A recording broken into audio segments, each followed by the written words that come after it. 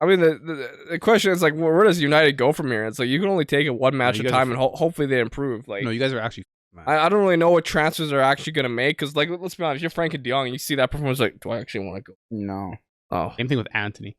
well, Anthony's maybe because going from Eredivisie to Premier League is a bit of a step up, and that's fair. And he might actually get some game time. Yeah, because and Ten Hag understands him, and it's more of a comfortable situation. But at the same time, and then there's the whole Glazer situation. The fans want them gone. But here's the thing: I was watching. Sorry, Greg. I was watching Neville and I forget who. No, it wasn't Keane. It was another guy on Sky Sports or whatever. And he's like, okay, but even if the Glazers are gone, is that really going to affect the performances on the pitch or the players? Because ultimately it does come down to the players and the way they play. Yeah, but they're going to be the ones who are putting the money in the players that the coach actually wants, not whoever the higher ups. But the problem is the players that the coach wants don't want to go there. I don't know if you guys got to buy young and just invest in the actual rebuild. Because Frankie's not going to go. Because he's owed 18 mil. Chelsea's an option. You guys aren't in the Champions League. Your team is dog shit. Well, maybe that's just... There's just too many reasons for him not to go to Man U. Yeah, but where have all of those issues come from? It's been a culture in the history since Ferguson left that there's just there's been nothing there. I just don't understand why United is still not bought a midfielder. Yeah, I'm honestly shocked about that. On their way to Rabiot right now. But like, okay, let me because it goes back to what we talked about with Fulham last week. Still delivered. João Palhinha went to us for 20 million. I think he would be a perfect player for you guys. Why didn't why didn't they try? And that's what I'm saying. You guys should more invest in youth because you're out here trying to get Frankie De Jong, who doesn't want to go there. I don't think the youth is an issue because the players that have been producing are pretty good. No, because the problem is this: you got what youth players? You got one youth player that you bought for 80 million. You got Marcus Rashford, whose confidence might as well be underneath the fucking ground. Who's this player you're talking about? Alonga's good, but bring in who's? Yeah, are you talking about Sancho? Yeah, Sancho. He's good. Don't get me twisted. Okay. He's good, but you paid like 80 mil for him, which is a good signing because at least you can build that guy through the future. But don't focus. Like, how many weeks were you guys on Frankie's ass for?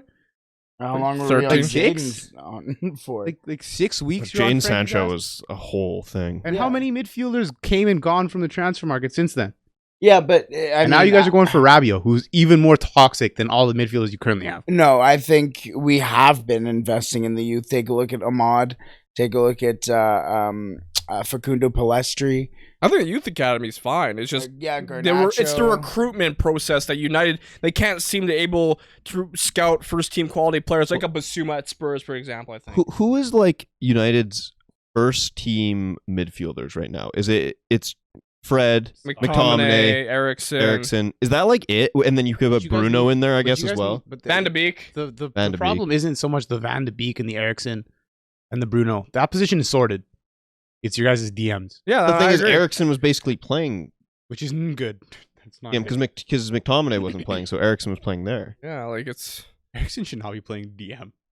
Yeah, but then we played him as a false 9. Yeah, you should be playing neither of those two positions. Yeah. It's and can a player like Harry Maguire even play in Ten Hag's supposed system? Like, no, clearly not. No, well, absolutely not. You saw him. He's a good ball playing center back. No, he's not. Not in the Premier League. He's just not good at defending, winning the ball. Yeah, he's not. But he's not a good ball moving. I think he's all right. He's decent. He's not. He's honestly not that bad. Oh my! I think he's all right. This is just moving the ball. And this is coming from him. He hates Harry Maguire. He's never said a good thing until today. Especially for England, his distribution for England was very good. Okay, not very good. Good. That's it was what I'm good. talking about in the Prem.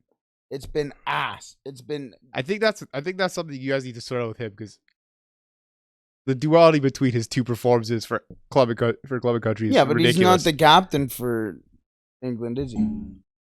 Who is? Kane is. Kane. Oh, what a guy!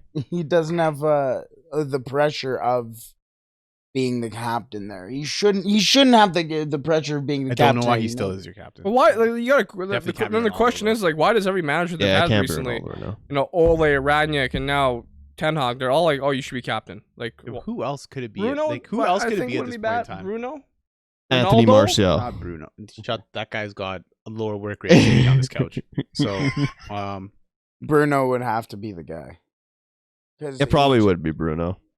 The nice thing about Bruno, he hasn't been great, but you can tell he cares. And like when he actually fucks up, he feels bad. He wants to do better. Like that's the thing with Bruno. That'd probably be your best bet. I just wish Bruno didn't shoot it over the ball. Over the bar. That's what you did yesterday in our games. So I don't want to. One of those guys is actually good at football. Yeah. You kind of got to give Walsh better. We're talking about Manchester United, one of the biggest clubs in the world, to one of the lowest teams. And I always. It's nice that he goes for it. Just be more accurate, I guess.